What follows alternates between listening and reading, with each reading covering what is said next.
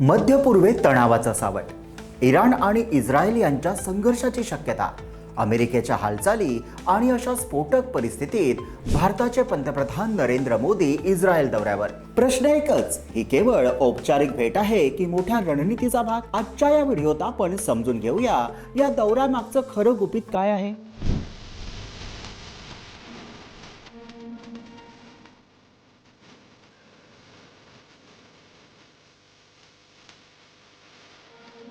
नमस्कार, मी विहंग ठाकूर. मोदींच्या इस्रायल दौऱ्याच्या आधीच भारताच्या परराष्ट्र मंत्रालयाने इराणमधील भारतीयांसाठी सावधगिरीच्या सूचना जारी केल्या. याचा अर्थ काय? परिस्थिती गंभीर आहे. जर इराणवर हल्ला झाला तर त्याचा प्रतिहल्ला इस्रायलवर होऊ शकतो. म्हणजेच दोन्ही देश युद्धाच्या छायेत आहेत. अशा वेळी भारताचे पंतप्रधान इस्रायलमध्ये जाणं हे फक्त धाडस नाही, तर एक स्पष्ट संदेश आहे. भारत या प्रदेशात सक्रिय आणि निर्णायक भूमिका बजावणार आहे. इस्रायलचे पंतप्रधान बेंजामिन नेतन्याहू आणि नरेंद्र मोदी यांच्यात गेल्या काही वर्षात घट्ट मैत्री निर्माण झाली आहे. ही भेट केवळ शिष्टाचाराची नाही, ती रणनीतिक भागीदारी अधिक मजबूत करण्यासाठी आहे. भारत इस्रायल सहकार्याचं मुख्य क्षेत्र संरक्षण आणि सुरक्षा, सायन्स आणि टेक्नॉलॉजी, इनोव्हेशन, कृषी आणि जलव्यवस्थापन, व्यापार आणि गुंतवणूक. पण मोदींच्या या दौऱ्यात सर्वाधिक चर्चा होते ती डिफेन्स टेक्नॉलॉजीची. इस्रायल हा भारताचा दुसरा सर्वात मोठा शस्त्र पुरवठादार देश आहे. Drones, missile system, surveillance technology या सगळ्यात इस्रायल आघाडीवर आहे. या दौऱ्यात नवीन संरक्षण करार, तंत्रज्ञान हस्तांतरण, AI आणि क्वांटम टेक्नॉलॉजीत सहकार्यावर चर्चा अपेक्षित आहे.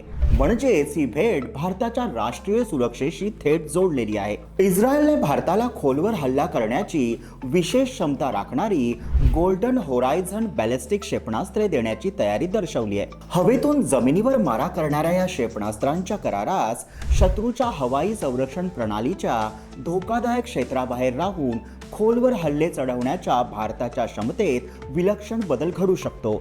सोबतच नेतन्याहू यांनी अलीकडे हेक्सागन अलायन्सची संकल्पना मांडली आहे. या प्रस्तावित सुरक्षा समूहात भारत, ग्रीस, सायप्रस तसेच काही अरब आणि आफ्रिकी देशांचा सहभाग अपेक्षित आहे. या आघाडीचा मुख्य उद्देश म्हणजे कट्टरवाद आणि दहशतवादाविरोधात सामूहिक भूमिका घेणं. जर भारताने यात सक्रिय सहभाग घेतला तर मध्य पूर्वेतील सामरिक समीकरणात मोठा बदल घडू शकतो.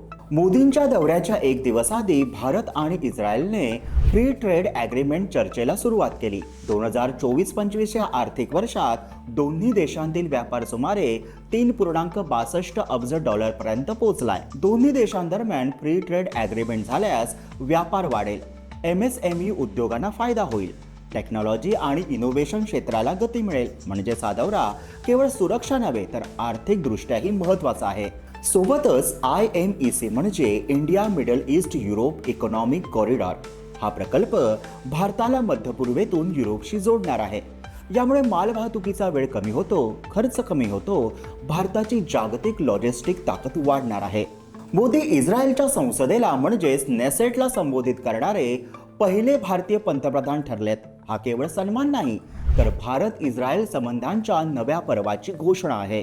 मध्य पूर्वेत युद्धाचं सावट असताना मोदींची इस्रायल भेट ही केवळ धाडसाची कथा नाही, ती आहे राष्ट्रीय सुरक्षेची रणनीती, आर्थिक विस्ताराचा प्लॅन आणि जागतिक पातळीवर भारताची भूमिका मजबूत करण्याची चाल.